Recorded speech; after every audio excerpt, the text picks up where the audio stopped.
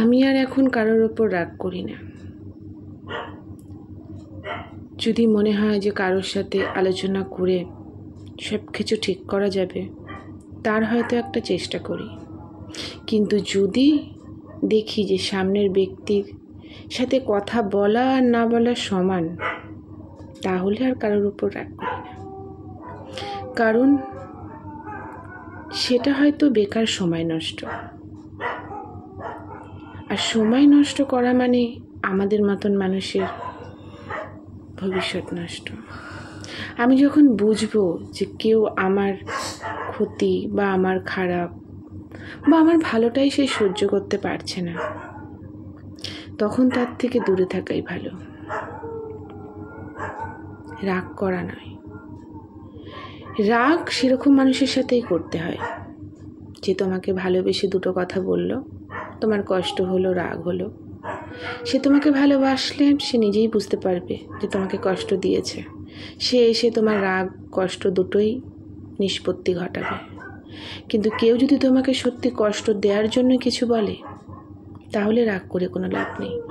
কারণ সে চায় তুমি কষ্ট পাও, তাই তোমাকে কথাগুলো বলেছে, তাই তোমার সাথে ওরকম ব্যবহার করেছে। তাই আজকাল আর রাগ করার হলে আগে বিষয় এবং সেই বিষয়টার সাথে কোন মানুষ জড়িত সেটা দেখে নিতে হবে। আর দেখবে তোমার খারাপ সেই চাইবে নিজের মানুষ। আর নিজের মানুষের সাথে লড়াই করা মানে তো বেকার। তুমি অপরের সাথে লড়াই করতে পারবে, নিজের মানুষের সাথে পারবে না। আর যুদ্ধে কিন্তু নামে নিজের মানুষই।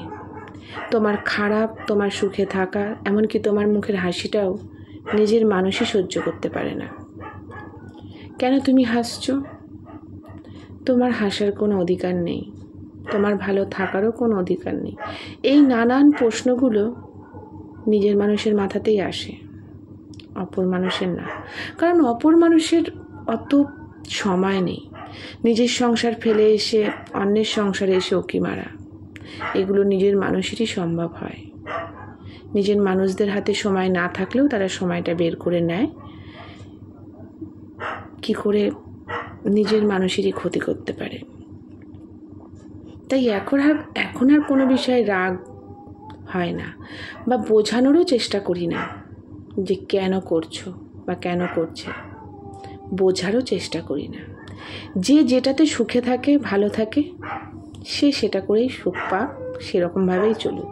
আমি শুধু এটা বুঝি, আমাকে নিয়ে যদি কারোর প্রবলেম থাকে, আমার সুখ দুঃখ নিয়ে যদি কারোর প্রবলেম থাকে, তাহলে সেও কখনো সুখী হয়নি হয়তো, তার জন্য আজ আমার সুখ দেখে তার সমস্যা হচ্ছে।